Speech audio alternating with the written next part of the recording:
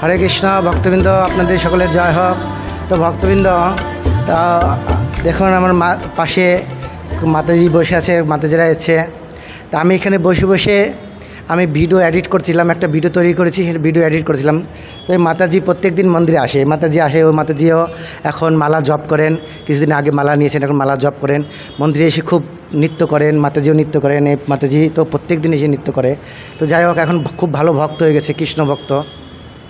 তো মাতাজি এসে, মাতাজি আমার সঙ্গে কোনো দিন এর আগে কোনো দিন কথা হয়নি, হ্যাঁ। তো যাই হোক, তো আমাকে ও মাতাজি আমার সম্বন্ধে একটু জানতে চেয়েছে। তো এরকম হয়তো আমি তো মন্দিরে থাকি, ওরা বাইরে থাকে, তো জানার ইচ্ছা যে প্রভু যে আপনার বাড়ি কোথায়, হ্যাঁ, তো এরকম জানার ইচ্ছা হয়েছে। তো এই মাতাজি এসে আমাকে জিজ্ঞাসা করেছে, প্রভুজি আপনার বাড়ি কোথায়, তাই না? তা আমার বাড়ি, আমি আধ্যাত্মিক উত্তর দেব না জাগতিক উত্তর দেবো বলো? আমরা যা কৃষ্ণ ভক্তদের উত্তর কিন্তু সবসময় আলাদা। এই জাগতিক উত্তর আর আধ্যাত্মিক উত্তর সবসময় আলাদা। এখন যদি বলি তোমার বাড়ি কোথায়, তখন আমি উত্তর দেব কি, আধ্যাত্মিক উত্তর কি দেবো, শাস্ত্র অনুসারে কি উত্তর দেব? হ্যাঁ হ্যাঁ, গোলক ধামে, বৈকুণ্ঠ গোলকের ধামে। আমার বাড়ি ছিল গোলক। আমি কোথা থেকেছি? গোলক থেকে। আর কোথায় যাব? আমাদের উদ্দেশ্য কোথায় যাওয়ার? গোলকে যাওয়ার উদ্দেশ্য। অর্থাৎ আমার বাড়ি কোথায় ছিল? গোলকে। বুঝতে পারলে ব্যাপারটা? হ্যাঁ, এটা হচ্ছে আধ্যাত্মিক উত্তর, এই শাস্ত্রের উত্তর। এই জন্য আমরা যারা ব্রহ্মচারী সাধু লোকের উত্তর সবসময় আলাদা, উল্টা। এই জগতের লোকের একরকম আর আমাদের। তো আমার বাড়ি কোথায়? আমার বাড়ি হচ্ছে ওই গোলক বৃন্দাবন, তাই না? বৃন্দাবন, গোলক বৃন্দাবন, কি মাতাজি, তাই না? হ্যাঁ, এখন আমরা এই যে জপ করছি, ভগবানের ভজন করছি, ভজন করে আমাদের উদ্দেশ্য কি? আমরা সেইখানে আবার পৌঁছাবো। এই নাম করে যেখান থেকে এসেছি সেখানে আবার ফিরে যাব। ফিরে যাওয়ার জন্য আমরা কী জন্য জপ করি? হ্যাঁ, কী জন্য জপ করি? হ্যাঁ, আমরা এই জগতে থাকতে চাই না। এই জগৎটা আছে দুঃখালয়ম অশাশ্বতম, দুঃখের আলয়। তো এই জগৎ থেকে আরও অনেক জগৎ আছে, তাই না? অনেক লোক রয়েছে। যেরকম আমাদের এই পৃথিবী একটা রয়েছে কি, মর্তলোক না এটা? তারপরে স্বর্গলোক, ব্রহ্মলোক, তপলোক, তারপরে কি মহেশ্বর লোক, শিবলোক, তারপর কত লোক রয়েছে, হ্যাঁ, তাই না? তারপর বৈকুণ্ঠ লোক, তারপরে গোলোক, হ্যাঁ, তাই না? কত লোক রয়েছে না? তো আমরা যা কৃষ্ণ ভক্ত, অর্থাৎ কৃষ্ণ ভক্ত, ইস্কনে যারা ভক্ত, আপনারা ভালো করে বুঝবেন ভক্তবৃন্দ, যারা এই কৃষ্ণ ভক্ত কোন লোকে যাওয়ার ইচ্ছা তাদের? না বৈকুণ্ঠ, না যারা কৃষ্ণ ভক্ত, প্রকৃত শুদ্ধ ভক্ত, তারা আছে গোলকে যাবে। বুঝতে পারি, গোলকে যাওয়ার উদ্দেশ্য। তো আমার বাড়ি, প্রকৃত বাড়ি হচ্ছে গোলক বৃন্দাবনে। আমি সেখান থেকে কোনো কারণে এই জগতে আমি এসেছি। কেন? কোনো অপরাধের কারণে, কোনো ভোগ বাসনার কারণে, বা এই জগতের কোনো কারণে এই জগতে আমাদের আসা হয়েছে।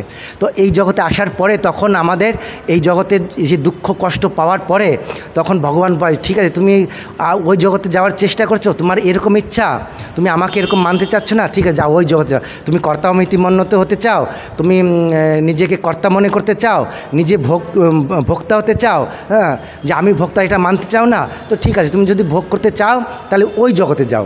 কোন জগতে? এই জগতে পাঠায়। বুঝতে পারছি? এই জগতে এসে মানুষ কী করে?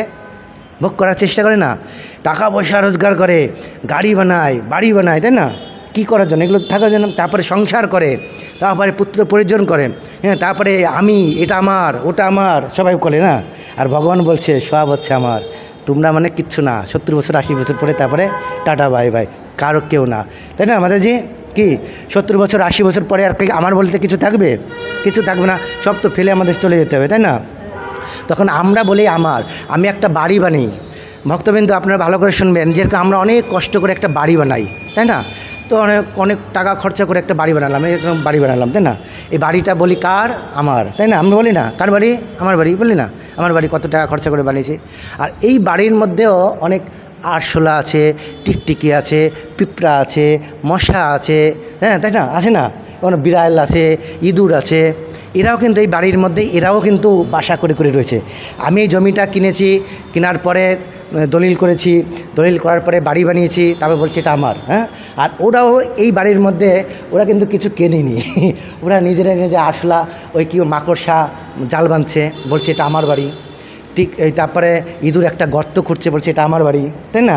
হ্যাঁ, আরশোলা একটা সুন্দর জায়গায় একটা ময়লা জায়গা রয়েছে, বলছে এটা আমার বাড়ি, তাই না? তো পিঁপড়েরা একটা গর্তর মধ্যে রয়েছে, ওই একটা ওই কোণার মধ্যে, ওরা বলছে এটা আমার বাড়ি, আর আমিও বলছি আমার বাড়ি। তাহলে আমার কিছু নাই এই জগতে, বুঝতে পেরেছো? ভগবান বলে সব হচ্ছে আমার। তা তুমি যদি মনে করো এটা আমার, তুমি কর্তামৃতি মনে হতে চাও, তাহলে যাও এই জগতে, যাও এই জগতে গিয়ে তুমি ভোগ করো। তখন আমাদের এই জগতে আসতে হয়, তখন ওই যে আমি আমার। তো যাই হোক, তো আমাদের মাতাজি আমাকে সিধা প্রশ্ন করেছে, আমি একটু ব্যাকআপ উত্তর দিয়েছি। উনি সুন্দর একটা প্রশ্ন করেছে, তোমার জন্ম কোথায় বাড়ি? হ্যাঁ, মানে আমার জন্মস্থান কোথায়, মানে আমার জাগতিক জন্ম। সেই জাগতিক জন্ম কোথায়? তা আমি আমার আধ্যাত্মিক উত্তর দিয়েছি যে আমি হচ্ছে আমার জন্মস্থান গোলকে, ওইখান থেকে এসেছি।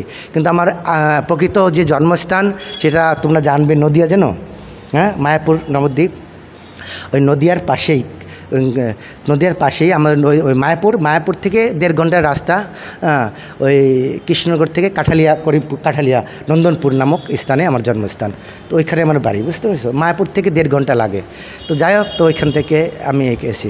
তো যাই হোক, তো আমাদের আধ্যাত্মিক প্রশ্নগুলো একটু এরকম একটু হয় যে আমরা কোথা থেকে এসেছি, আমি কোথায় যাব, আমি কে। হ্যাঁ, তখন আমি যদি এখন তোমাকে প্রশ্ন করি, মাতাজি তুমি কে, এখন তুমি কি বলবে? আমার নাম, তোমার নাম কি? হ্যাঁ, স্মৃতি। তখন বলবে আমি হচ্ছে স্মৃতি, আমার পিতার নাম অমুক। হ্যাঁ, তো আমি এখন এতে পড়াশোনা করি, তাই না? এরকম বলবে। তো তুমি পরিচয় দেবে, তুমি কে, তখন তুমি এরকম পরিচয় দেবে। কিন্তু তো এটা তো তোমার পরিচয় নয়। তোমার প্রকৃত পরিচয় কি? কৃষ্ণের দাস, তুমি হচ্ছে আত্মা, এই জড় শরীর নয়। আমাদের প্রকৃত উত্তর হবে আমি কে বলতে গেলে তখন কি উত্তর দেব? আমি হচ্ছে আত্মা, কৃষ্ণের অংশ, তাই না? তা কৃষ্ণের থেকে আমি কোনো পার্থক্য নয়। তা আমি হচ্ছে কৃষ্ণের অংশ, কৃষ্ণের দাস, বুঝতে পেরেছ? তো কৃষ্ণের দাস, কৃষ্ণের অংশ, কৃষ্ণ থেকে আমি অভিন্ন নয়। তো এইখানে আমি কে, আমার স্বরূপ হচ্ছে আমি দেহ নই, এই জড় দেহ নয়, আমি হচ্ছে আত্মা, তাই না? আত্মা ভগবানের অংশ। তো এই হচ্ছে আমাদের প্রকৃত, একে বলা হয় ব্রহ্ম জিজ্ঞাসা। আমি কে, আমি কোথা থেকে আসলাম, কোথায় যাব, কি করা কর্তব্য, আমাদের কি করা কর্তব্য? কৃষ্ণের সেবা করা। কেন? আমরা যখন কৃষ্ণের দাস, সেই জন্য আমাদের কৃষ্ণের সেবা করা আমাদের উচিত। তো যাই হোক, তো এগুলো প্রশ্ন। হ্যাঁ,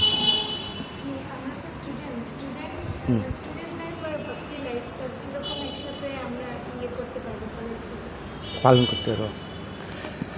হরে কৃষ্ণ ভক্তবৃন্দ, মাতাজি একটা সুন্দর একটা প্রশ্ন করেছেন। মাতাজি প্রশ্ন করেছেন যে আমরা এখন স্টুডেন্ট, তো স্টুডেন্ট অবস্থায় আমরা কি করে এই কৃষ্ণ ভক্তি পালন করতে পারবো, আধ্যাত্মিক অনুশীলন করতে পারবো, কিভাবে সম্ভব, তাই না? কিভাবে? তো এই মাতাজির এই প্রশ্ন থেকে অনেক কিছু পাওয়া যায়। কারণ এই আধ্যাত্মিক জীবন পালন করতে অনেক অসুবিধা আছে। হ্যাঁ, অনেক অসুবিধা আছে, যা মাতাজি এখন পরিষ্কার বুঝতে পারছে।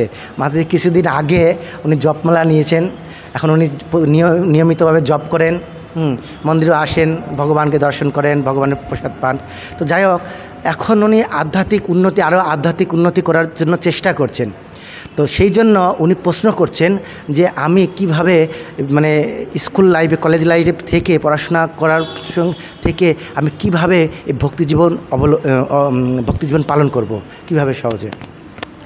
তো এইটা একটা খুব গুরুত্বপূর্ণ প্রশ্ন। হ্যাঁ, তো এরকম অনেক স্টুডেন্ট আছে, অনেক ভক্ত আছে যারা এরকম ভক্তিজীবন পালন করছে, কিন্তু ভক্তিজীবন পালন করতে তাদের অনেক অসুবিধা সম্মুখীন হতে হয়। কেন?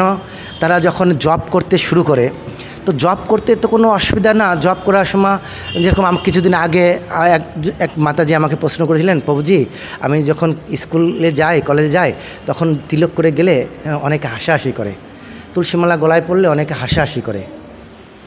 তো আমি তো কী করা যায়? তো আমি তাকে বললাম, তো প্রথম তো হাসাহাসি করবে, হয়তো তুমি যখন হাসাহাসি করে প্রথম তুমি এরকম জল তিলক করতে থাকো, তোমার লজ্জা করছে যখন জল তিলক করো, জল দিয়ে তিলক করো। হ্যাঁ, তারপরে জপমালা স্কুলে কলেজে নিয়ে যাওয়ার দরকার নাই, বাড়িতে বসে জপ করো এখানে। এবার যারা যে যা বলবে তাদের, যারা হাসাহাসি করবে তাদের সঙ্গে কথা বলবে না, তাদের সঙ্গে হরে কৃষ্ণ বলবে। ওদের সঙ্গে তুমি একটু মুচকে হাসি দেবে, একটু কিছু বলবে না। সময় পেলে, সুযোগ পেলে তাদের সঙ্গে কিছু করবে, যে কি আমি কেন এরকম ভক্তি করি, বা তাদের সঙ্গে আলোচনা করবে ভক্তি জীবন সম্বন্ধে। তো যাই হোক, এইভাবে ধীরে ধীরে তারাও পরিবর্তন হবে। তো এইভাবে হবে। তখন মাতাজি এখন ভালো একটা প্রশ্ন করেছে, আমরা কীভাবে পালন করব। কারণ মাতা সংসারে থেকে হয়তো সে এখন ভক্ত হয়েছে, বাড়িতে বাবা মা ভক্ত নয়, তাই না? তো এখন আধ্যাত্মিক উন্নতি করতে হলে কি করতে হয়? এই 4 নিয়ম পালন করতে হয়, তাই না? আমাদের ইস্কনে আশ্রয় গ্রহণ করতে তো কোনো নিয়ম নাই, জব করার জন্য কোনো নিয়ম নাই। সে 4 নিয়ম করলো কি না করলো কোনো প্রয়োজন নাই। হ্যাঁ, শুধু নাম করতে পারে। নামের এত শক্তি, কিন্তু নামের এত শক্তি, সেই কথাই আমি বলছি। মাতাজিকে আমি বলেছিলাম নামের এত শক্তি, নাম করো, একমালা করে নাম করো, দেখো নাম তোমাকে কোথা থেকে কোথায় নিয়ে যাবে। এখন মাতাজি নাম করছে, তো এখন মাতাজির মধ্যে প্রশ্ন এসে, আমি আরও আধ্যাত্মিক উন্নতি করতে চাই, তো আমি কিভাবে করব। তো এখন অনেক সম্মুখীন, বাধা আসবে। কৃষ্ণ ভক্তি করতে গেলে অনেক বাধা। প্রহ্লাদ মহারাজের কম বাধা ছিল নাকি, তাই না মাতাজি? কম বাধা। এই মায়াদেবী তাকে পরীক্ষা করে, বাধা দেয়। তুমি ভক্তি লাইনে যেতে হবে, মায়াদেবী বাধা দেবে। তখন সেই অতিক্রম করে কৃষ্ণর প্রতি আরও বেশি স্বর্ণাপন্ন হবে, ভক্তি করতে হবে। তখন এই মায়াদেবী তখন প্রণাম জানায় সরে যায়, ধীরে ধীরে রাস্তা ক্লিয়ার হয়ে যায়। তো যাই হোক, তো এখন মাতাজির এখন আধ্যাত্মিক উন্নতি করতে চায়। ওনার বাড়িতে এখন হয়তো মা বাবা আছে, আমি জানি না কি হয়, কিন্তু এখন হয়তো উনি এখন নিরামিষ খেতে চায়, তাই না? নিরামিষ খাও। হ্যাঁ, কষ্ট হয়ে যায় না, মানে মা যা রান্না করে ওটা নিয়ে দেওয়া সম্ভব হয় না। তো যাই হোক, তো এরকম অনেক পরিবার আছে যে পরিবারে এরকম প্রথম দিকে এরকম হয়, ধীরে ধীরে এরকম কৃষ্ণ ভক্তি পালন করতে। তো যেভাবে পরিবেশে যেরকম আছে ওইভাবেই চলতে হয়, শুরু করতে হয়, বুঝতে পারছি তো? যেভাবে আছে ওইভাবেই করো। এবার একদিনে তো তুমি গাছের মাথায়, এক লাফেতে গাছের মাথায় উঠতে পারবে না, ধীরে ধীরে তোমাকে অগ্রসর হতে হবে, তাই না? তো ধীরে ধীরে হতে হবে। তখন তোমাকে এরকমভাবে মনে চেষ্টা রাখতে হবে, ভগবানের কাছে প্রতিনিয়ত এরকম প্রার্থনা করতে হবে, ভগবান আমার কৃষ্ণ ভক্তির যেন অনুকূল হয়। আর দেখো আমি তো এরকম চাই, এরকম চেষ্টা করি, ভোগ লাগিয়ে আমি প্রসাদ পাবো। হ্যাঁ, কিন্তু বাড়িতে অসুবিধা হয়। হরে কৃষ্ণ। তো বাড়িতে অসুবিধা, বসুন। হ্যাঁ, বসুন। তো বাড়িতে অসুবিধা আমি কি করে করব? হ্যাঁ, তো আমি তো আমার তো অনুকূল পরিবেশ হচ্ছে না। যে হে কৃষ্ণ, তুমি আমাকে এই অনুকূল পরিবেশ করে দাও। তখন ভগবান কি করবে, ধীরে ধীরে এই পরিবেশ। অনেক ভক্তকে দেখা যায় এরকম, প্রথমে তাদের এরকম অসুবিধা হয়। হ্যাঁ, এরকম অসুবিধা হয়। আমার জীবনে কি অসুবিধা হয়নি নাকি? আমি বাড়িতে কী করতাম জানো? বাড়িতে আমি যখন ক্লাস 7, 8-এ পড়তাম, তখন আমি ইস্কনে আসা যাওয়া শুরু করেছিলাম। তো ওই সময় ইস্কন থেকে গীতা নিয়েছিলাম, তো বাড়িতে এসে পড়তাম। তারপরে আমাদের গ্রামে যে সাধুসঙ্গ, তো সাধুসঙ্গ করতাম। ওই ধীরে ধীরে সবাই বলছে সাধু হয়ে গেছে। এখন সবাই বলছে সাধু হয়ে গেছে, তখন আমি যদিও সাধু না হয়, বাধ্য হয়ে সাধু হতে হয়, বুঝতে পেরেছি তো? বাধ্য হয়ে সবাই বলছে সাধু হয়ে গেছে, বা ভালো সাধু। আমাকে মানে গ্রামের যারা সাধু আছে, বৃদ্ধ লোক, ওরা আরেকজনের কাছে বলে, এ না হাতে মাথায় পিঠে থাবিয়ে বলে, এ ভালো সাধু হয়ে গেছে, জানো অমুকের ছেলেটা খুব ভালো সাধু হয়ে গেছে। এখন মাঝে মাঝে আমাদের সঙ্গে ভাগবত কথা। এখন ওই কথা যখন আমি শুনেছি, তখন যদিও যাওয়ার ইচ্ছা না হতো, তখন ওনাদের কথা শুনে যেতে হতো বাধ্য হয়ে। তখন আমি একটু যেতাম। তো ধীরে ধীরে এখন নিরামিষ খেতে হবে। এখন মা যা রান্না করে, মাকে বলে, মা আমি এগুলো খাবো না। তো মা কী করতো, মা খুব আমাকে বকতো, না কেন এরকম, আমরা এরকম খাবে, তুই এরকম আমাকে দুঃখ লাগে না? তবুও আমারও মনে ইচ্ছা হতো, খাওয়ার ইচ্ছা হতো মাঝে মাঝে। আবার মনকে কন্ট্রোল করতাম, না খাবো না। সবাই আমাকে সাধু বলে, আমি সাধু হবো, বুঝতে পারছো, খাবো না এরকম করে। তখন কিন্তু প্রকৃত জ্ঞান হয় না যে মাছ মাংস খেলে কী হয়, অপরাধ মনে হয়, এগুলো হয় না। ধীরে ধীরে তখন আমি আমি একটু সাধু হবো। তখন আমাকে আলাদা করে ডাল রান্না করতো, আমি ডাল খেতাম। হ্যাঁ, আর ওই যে আমি স্কুল যাওয়ার জন্য আমাকে তাড়াতাড়ি ডাল রান্না করে দিত, ভাত গরম গরম খেয়ে চলে যেতাম। তারপরে ওরা ডাল রান্না করে খেত। তো এরকম করতো। কিছুদিন পরে ইস্কন থেকে সাধু এসে বলছে, এটাও চলবে না, তোমাকে এখন এইভাবে তুলসী পাতা দিয়ে খেতে হবে, এইভাবে নিরামিষ খেলে হবে না। নিরামিষ তো বান্দরেরাও খায়, গরুরাও খায়। তো তুমি তো, ওরা কি আধ্যাত্মিক উন্নতি হচ্ছে নাকি ওদের? আমাকে না। তো সেই জন্য আধ্যাত্মিক উন্নতি করতে হলে এই ভোগকে নিরামিষের উপরে একটা তুলসী পাতা দিয়ে ভগবানকে অফারিং করে প্রসাদ পেতে হবে, প্রসাদ পেতে হবে। তখন এটা আমাদের একটা সমস্যা। তখন আমি কী করতাম, প্রথম আমি বলছি, যদিও এখন এটা একটু যদিও সহজই অনেকে মনে করতে পারে, কিন্তু এটা তবুও তখনকার সময় এটা ঠিকই ছিল প্রথম স্তরে।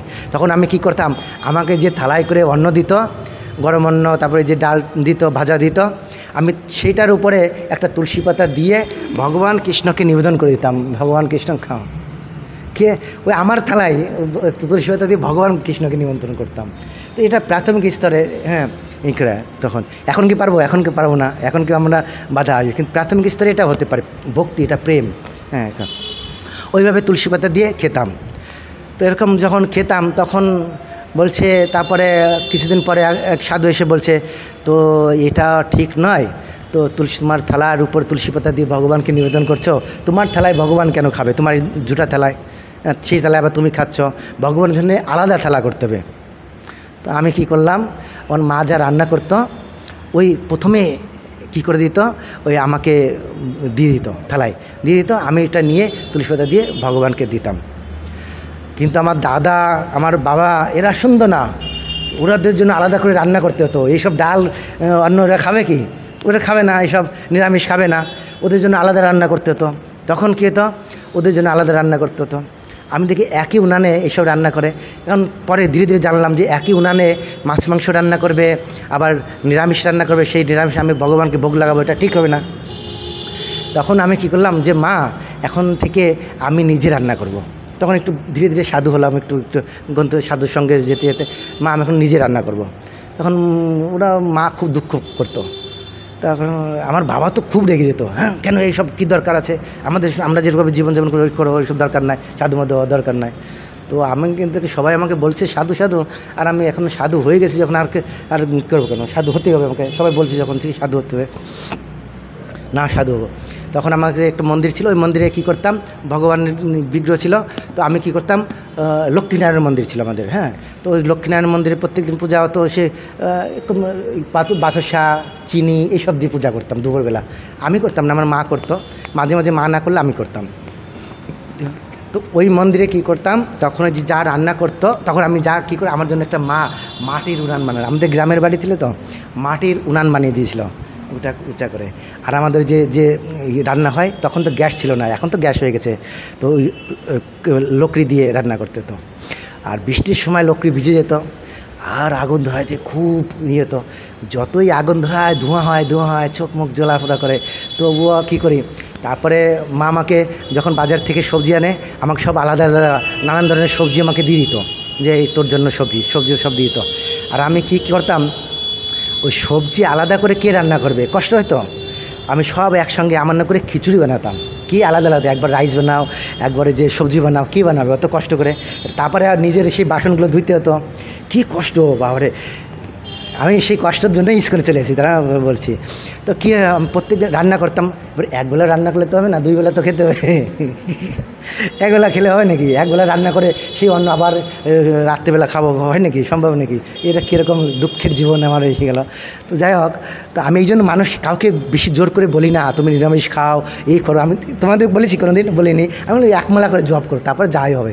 ওই একমালায় তোমাকে কোথা থেকে কোথায় নিয়ে যাবে দেখবে, এখানে সে ধীরে ধীরে কৃষ্ণ যা করবে রাস্তা দেখাবে হবে, যেরকম আমাকে দেখেছে, রাস্তা দেখে নিয়েছে যেরকম।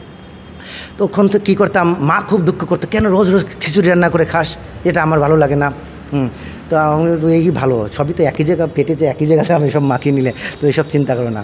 তো আমি এরকম খিচুড়ি কোনো দিন মিক্স সবজি বানাতাম, 5-6 রকম সবজি থাকতো, সব রান্না করে একবার মিক্স সবজি বানিয়ে দিতাম। তো এরকম করতাম। প্রথমে কি করতে হতো, সেই হাঁড়ির নিচে মাটি লাগাতে হতো, বোঝো কথাটা কত কষ্ট। আমি বলছি আধ্যাত্মিক পালন করা তো সহজ নয়, বুঝতে পারছি তো। আমি সেই জন্য কাউকে জোর করে কিছু বলি না, প্রেশার দিই না যে এই পালন করো, এই করো, জোর করে না।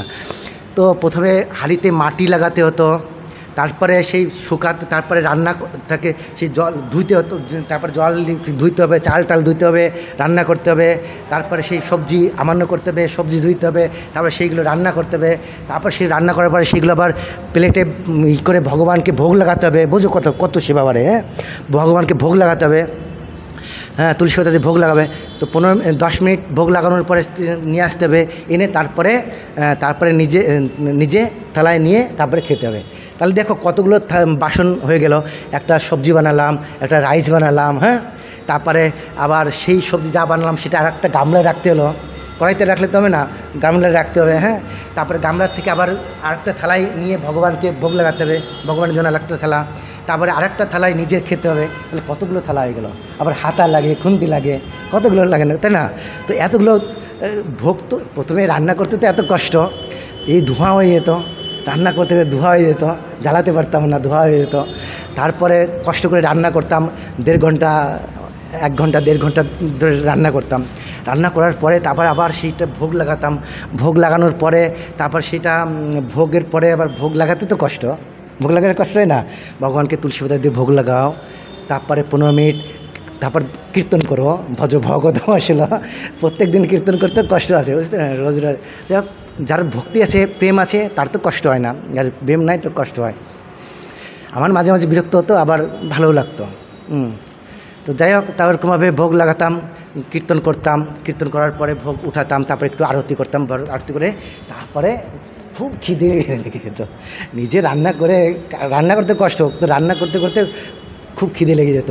এইদিকে মা বাবাদের খাওয়া দাওয়া হয়ে গেছে রান্না করে, আর এইদিকে আমার হয় নাই। কোনো দিন আটক লাগতো, রান্না করতাম না, দূর কেমন না, এরকম করে ছেড়ে দিতাম। তো যাই হোক, তো এইভাবে করে এত কষ্টের সঙ্গে এরকম রান্না করে এরকম খেতাম। এরকম করতে করতে করতে করতে করতে তখন ধীরে ধীরে ধীরে ধীরে কী হলো, তারপরে মায়াপুরে একদিনকে আসলাম। রাস্তাটা আমার কী করে, আমি ইস্কনে আসলাম, মন্দিরে চলে আসলাম কী করে হলো। তখন ভগবান রাস্তা আমাকে দেখিয়ে দেয়, বলে না রাস্তা ক্লিয়ার হয়ে যায়। তো তোমাকে যেরকম বলেছেন 1 মালা করে জপ করে রাস্তা ক্লিয়ার হয়ে যাবে, সেরকম আমারও ধীরে ধীরে এরকম ক্লিয়ার হয়েছে। তো একদিনকে মায়াপুরে আসলাম। তো মায়াপুরে যখন আসলাম, সেদিনকে মায়াপুরে আসলে আমি মাঝে মাঝে মায়াপুরে আসতাম, মায়াপুরে এসে গঙ্গায় স্নান করতাম। আর 13 টাকা, তখন 13 টাকায় খিচুড়ি প্রসাদ পাওয়া যেত। হ্যাঁ, তখন আমি 13 টাকায় খিচুড়ি খুব টেস্ট হতো, চাটনি দিত, পাঁপড় দিত, তারপরে খিচুড়ি দিত, যত পারো খাও। হ্যাঁ, এরকম খেতাম। গ্রামের মানুষ তো তখন খুব খেতাম, এখন খাওয়াটা কমে গেছে, আগে খুব খেতাম। হ্যাঁ, তো যাই হোক, তো খিচুড়ি খেতাম, খেয়ে খুব ভালো লাগতো। এসে চলে যেতাম, আবার বাড়িতে চলে যেতাম, একটু আরতি মারতি দর্শন করে বাড়িতে চলে যেতাম। তো একদিনকে আসলাম, তো গঙ্গায় স্নান করলাম, অনেক সাঁতার কাটলাম। সাঁতার কাটলে তো খিদে লেগে যায়, তাড়াতাড়ি আসলাম। এবার যেখানে প্রসাদ হয়, খিচুড়ি প্রসাদ, সেখানে গেলাম। এখন সেই হলে দেখি আজকে আর খিচুড়ি প্রসাদ নয়, আজকে দেখি সব সাধুরা যাচ্ছে খেতে। হ্যাঁ, তো আমি গেলাম, কী ব্যাপার, সাধুরা আজকে খেতে এসেছে। আমি যেখানে টিকিট কাউন্টার থাকে, ওখানে অনেক সাধুরা বসে আছে। তো আমি ওখানে গিয়ে বললাম, তো এখানে খিচুড়ি খাবো, টিকিট। তো বলে আজকে ফ্রি প্রসাদ চাও, আজকে টিকিট মিকিট নাই। আমি কেন? আজকে সে রাধা অষ্টমী, তো সিংহে রাধা অষ্টমী ছিল। তো আমি তো জানি না, তখন তো রাধা অষ্টমী এতটা কোনো গুরুত্ব আমার কাছে ছিল না।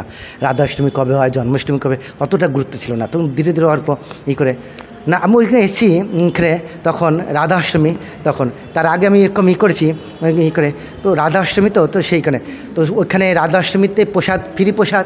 তো আমি এখানে জন্মাষ্টমীতে তো বাড়িতে করেছিলাম, কিন্তু রাধা অষ্টমীতে বাড়িতে করিনি। ওখানে রাধা অষ্টমী জানিও না যে আজকে রাধা অষ্টমী। আমি এসে শুনি যে আজকে রাধা অষ্টমী। তখন তো নতুন নতুন ভক্ত, তো কবে রাধা অষ্টমী যাচ্ছে, কবে কী হচ্ছে, প্রোগ্রাম হচ্ছে, আমি জানি না, বুঝতে পারছো? অত ক্যালেন্ডার দেখি না। তো যাই হোক, তো যখন বলে আজকে ফ্রি প্রসাদ, যাও যাও যাও যাও যাও। তো আমি গেলাম, যখন প্রসাদে গেলাম, তখন দেখি কি, হায় রে, এত আইটেম প্রসাদ। হ্যাঁ, আমাদের তো এখানে তো কোনো প্রসাদ না, এখানে মিক্স সবজি একটা ডাল দিয়ে সবাইকে দেয়। কিন্তু অন্যান্য জায়গায় ফিস্ট যেদিন প্রোগ্রাম হয়, অনেক রকম প্রসাদ হয়, অনেক রকম প্রসাদ। আর রাধারানীর উৎসব, তো রাধারানী তো নিজে কুকিং করে ভগবানের জন্য। তো ওইখানে অনেক আইটেম, এত রকম আইটেম দেখে আমি চিন্তা করছি, আরে সাধুরা এরকম আইটেম প্রসাদ পায়। হ্যাঁ, আর আমি বাড়িতে এরকম খিচুড়ি খাই কত কষ্ট করে। হ্যাঁ, তো এরকম তার থেকে জীবনযাপন করে লাভটা কী? তার থেকে আমি কি করব? বাড়িতে থেকে এত কষ্ট করে জীবনযাপন করে কি দরকার আছে? ওর থেকে মন্দিরে আসলেই তো ভালো, ভক্তি জীবনও ভালো করা যাবে, তো এরকম ভালো হবে। তো আমি ওই চিন্তা করে তারপরে কি করলাম, তো এই প্রসাদ পাওয়ার পরে আবার মাইন্ড চেঞ্জ হয়ে গেছে। আরে ইস্কন মন্দিরে এত ভালো ভালো প্রসাদ হয়, আর এত প্রত্যেক দিন এরকম প্রসাদ, আর আমি বাড়িতে এত কষ্ট করে এই সব সিদ্ধ ভাত খাচ্ছি, খিচুড়ি খাচ্ছি, দূর থাক, মন্দিরে চলে আসলে ভালো। তো এক সাধুর কাছে আমি জিজ্ঞেস করলাম যে মন্দিরে আসতে হলে কী করতে হয়? তখন সেই সাধু বললে মন্দিরে আসতে হলে আসতে পারবে, কোনো অসুবিধা না, মন্দিরে থাকা যাবে, তো এই লাগে কী করে। তো আমি বলি মন্দিরে আমি থাকতে চাই, তো কিভাবে যোগাযোগ করবো? ওই 16 নম্বর অফিসে ওইখানে যাও, ওইখানে দেখো নিউ ভক্ত ট্রেনিং হচ্ছে, ওইখানে গিয়ে যোগাযোগ করো। তো আমি ওইদিকে গিয়ে নিউ ভক্ত ট্রেনিংয়ের ওইখানে একটা অনুসন্ধান কেন্দ্র ছিল। এবার ওইখানে যাওয়ার আগে, নিউ ভক্ত ট্রেনিং ওইখানে যাওয়ার আগে অনুসন্ধান কেন্দ্রে জিজ্ঞাসা করছি, প্রভু আমি হয়তো এখানে 10 বছর থাকলাম, মনের তাও কামনা বাসনা রয়েছে, 10 বছর থাকলাম, তারপরে কি বাড়ি চলে যেতে পারবো? তো বললো, উনি প্রথমে মাথা জাগালো, হ্যাঁ যেতে পারবে, উনার মতন কাজ করেছে, বলে হ্যাঁ যেতে পারবে। তখন আমি বলছি আমি মন্দিরে থাকতে চাই, এরকম 10 বছর মতন থাকবো, তারপরে বাড়িতে চলে যাব। তো বাড়িতে চলে যাবো, হ্যাঁ বাড়িতে গিয়ে তখন উনি আমার দিকে একভাবে তাকিয়েছে, বলে তুমি মন্দিরে থাকবে? আমাকে হ্যাঁ। তো থেকে তারপর বাড়িতে কেন চলে যাবে তারপরে? হ্যাঁ, তা আমি বললাম বাড়িতে যাব, ব্যবসা বাণিজ্য করবো, হ্যাঁ টাকা পয়সা রোজগার করবো, গাড়ি বাড়ি বানাবো। হ্যাঁ হ্যাঁ, তো উনি বলছে দেখো তুমি যদি মন্দিরে থাকো তাহলে আবার বাড়িতে আবার এইসব করার কী দরকার আছে, এইসব বাড়ি গাড়ি করার কী দরকার আছে? মন্দিরে যারা থাকবে, মন্দিরে তো এত সুন্দর বাড়ি রয়েছে, গাড়ি রয়েছে, মায়াপুরে আমাকে দেখাচ্ছে, আঙুল দিয়ে দেখাচ্ছে, ওই কত গাড়ি দাঁড়িয়ে রয়েছে, এগুলো সব মন্দিরের গাড়ি। হ্যাঁ, এই দেখো এত বড় বড় বিল্ডিং, এই সব ব্রহ্মচারীর আশ্রম সব রয়েছে, এগুলো সব মন্দিরের ভক্তরা, এই তো সবই তো মন্দিরের ভক্তদের। তো তুমি এখন বাড়িতে গিয়ে আবার বাড়ি গাড়ি বানাবে কেন? আবার পয়সা রোজগার করবে, কত কষ্ট করে করবে। এই সব তো দেখো সব বড় বড় চাকরি করতো, ব্যবসা করছো, তারা সব ছেড়ে দিয়ে এখানে ভক্তি করছে, তা তুমি কেন আবার বাড়িতে গিয়ে আবার ব্যবসা বাণিজ্য করবে এখানে ভক্তিযোগ ছেড়ে দিয়ে? তাও তো ঠিকই কথা। তাও বললাম যাওয়াই হবে, আগে থাকি তো যাওয়াই হবে, পরে যাবো না, কী করবো, কিছু একটা করবো। তারপরে আমি চলে গেলাম ওইখানে নিউ ভক্ত গিয়ে, ওইখানে গিয়ে বললাম আমি থাকবো, তো ওইখানে গিয়ে মন্দিরে থেকে গেলাম। বুঝতে পারছি তো? তো দেখো মন্দিরে যখন থেকে গেলাম তখন কি আমার কি এখন আর কোনো অসুবিধা আছে কি? রাস্তা ক্লিয়ার হলো, সেই জন্য রাস্তা ভগবান ধীরে ধীরে, এই যত ভক্ত দেখছো না আমাদের কৃষ্ণ ভক্ত, সব কৃষ্ণ ভক্তেরই প্রথম দিকে অনেক অসুবিধা হয়, বাধা আসে, মায়াদেব পরীক্ষা করে, প্রহ্লাদ মহারাজে কত পরীক্ষা করেছিল তাই না? তবুও কৃষ্ণ ভক্তি সে ছাড়েনি, তারপর ধীরে ধীরে রাস্তা ক্লিয়ার হয়ে যায়, অনেক ক্লিয়ার হয়ে যায়। এইবার যে যার হয়তো অনেক অসুবিধা হচ্ছে, ভগবান কারো ওই ভালো অনেক জব করছে, অনেক ভালো ভালো রান্না করে ভোগ লাগাচ্ছে, প্রসাদ পাচ্ছে, এইটা দেখবে না কিন্তু ভগবান। আমি বলছি, কিন্তু তোমাকে আগেও বলেছি, এখনও বলছি, এইটা কিন্তু ভগবান দেখবে না, সে কতটা আমার জন্য করছে এটা দেখবে না। সে খালি দেখবে আমার প্রতি তার ভক্তি কত আছে, সে আমার প্রতি কতটা তার বিশ্বাস, আমার প্রতি কতটা চেষ্টা আছে, কৃষ্ণ ভক্তি করার জন্য চেষ্টা কতটা আছে। পারছে না কিন্তু চেষ্টা করছে, ওই চেষ্টাটা দেখবে। বুঝতে পারছো তো ব্যাপারটা? হ্যাঁ, তুমি পারছো, অনেক পারছো, সারাদিন আমি জব করছি, হরে কৃষ্ণ হরে কৃষ্ণ, সুবিধা আছে, জব করবে না, করবে কি? ভগবান বলছো তোমার এখন কোনো কাজ নাই, তুমি জব ছেড়ে দিয়ে এখন ঘুমাচ্ছ, কৃপা করবে না?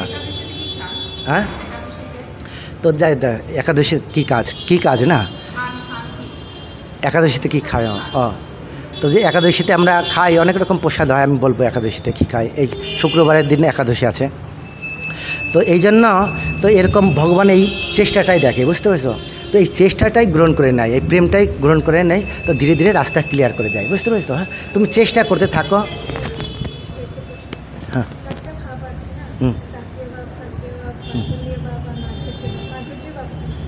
মাধুর্য ভাব হচ্ছে এই দাম্পত্য জীবন বুঝো, স্বামী স্ত্রীর মধ্যে যে ভাবটা, স্বামী স্ত্রী, উনি আমার স্বামী, আমি ওনার স্ত্রী। হ্যাঁ, তো উনি আমার স্ত্রী, আমি স্বামী। তো এই যে ভাবটা, তার মধ্যে যে প্রেম, স্বামী স্ত্রীর যে প্রেম, ওই প্রেমটাকে বলা হচ্ছে মাধুর্য প্রেম। হ্যাঁ, প্রেম।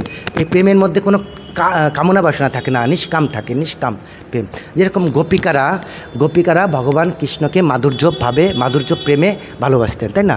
কৃষ্ণরা সমস্ত গোপীরা কী চিন্তা করতেন, যে কৃষ্ণ হচ্ছেন আমার স্বামী, হ্যাঁ, আর আমরা হচ্ছে ওনার মানে দাসী। তো কৃষ্ণ হচ্ছেন স্বামী, প্রকৃত স্বামী। আমাদের প্রকৃত স্বামী হচ্ছেন কে? কৃষ্ণ। মীরাবাই বলেছেন না যে আমার স্বামী হচ্ছেন কৃষ্ণ। এই জগতে আমাদের প্রত্যেকের স্বামী হচ্ছেন কৃষ্ণ। একমাত্র পুরুষ হচ্ছেন কৃষ্ণ, আর এই জগতে হচ্ছে স্ত্রী জাতি। বুঝতে পারছি তো? স্ত্রী জাতি। সেই জন্য আমাদের সকলেরই কর্তব্য হচ্ছে কৃষ্ণকে স্বামী মানা।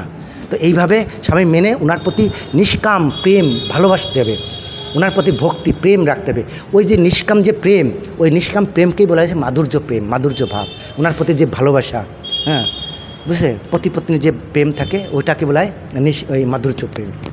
এটা সর্বোচ্চ স্তরে। এখন আমি যদি কৃষ্ণকে পতি মানি তো এটা শুদ্ধ স্তরের, শুদ্ধ স্তরের মানে একদম হাই স্টেজে।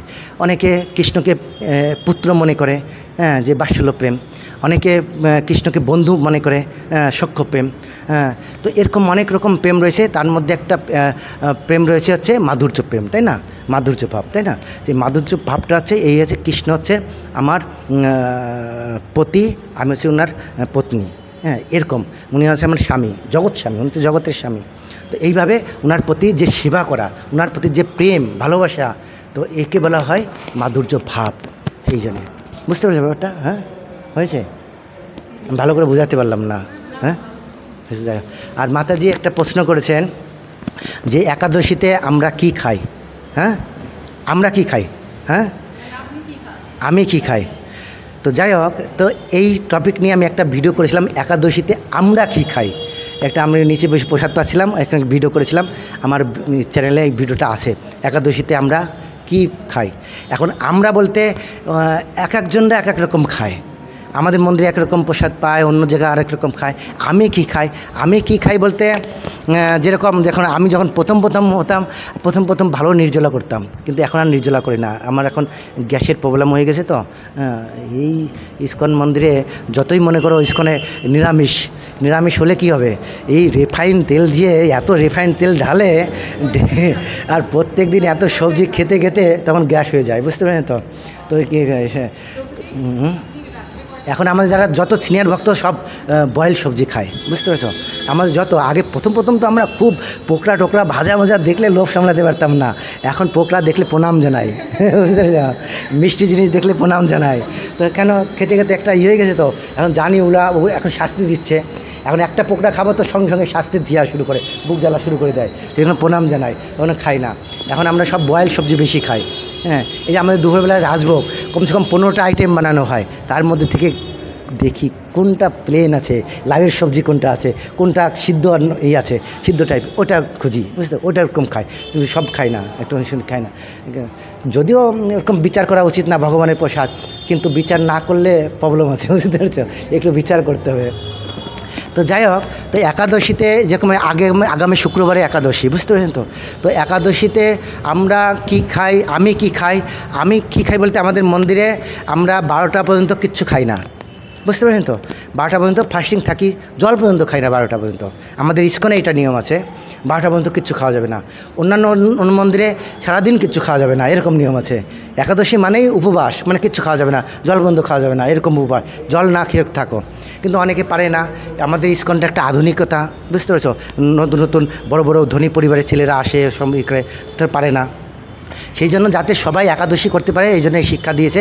একাদশীতে আমরা 12টা পর্যন্ত উপবাস থাকি, তারপর 12টার সময় ভগবানকে ভোগ লাগে, তারপরে রান্না হয়। এক এক দিন এক এক রকম রান্না করে। কোনো দিন সাবুর পোলাও বানায়, কোনো দিন সাবুর খিচুড়ি বানায়, কোনো দিন সবজি বানায়, অনেক রকম আইটেম। আমাদের স্কুলে অনেক রকম আইটেম হয়, একরকম আইটেম হয় না। সবজি হয়, তারপরে এই আলু পেঁপে যে সবজি হয়, তারপরে সাবুর পায়েস হয়, শ্যামা চাল আছে, অনেক রকম হয়। হ্যাঁ, এরকম আলুর চিপস হয়, এরকম। আচ্ছা, দুধের হয়, যে যা পারে খায়। দেখো এখন আমাদের তুলসী আরতি হবে, এখন এখানে রাখছি। হ্যাঁ, পরে আমরা আরেকদিন এসে কী করবো।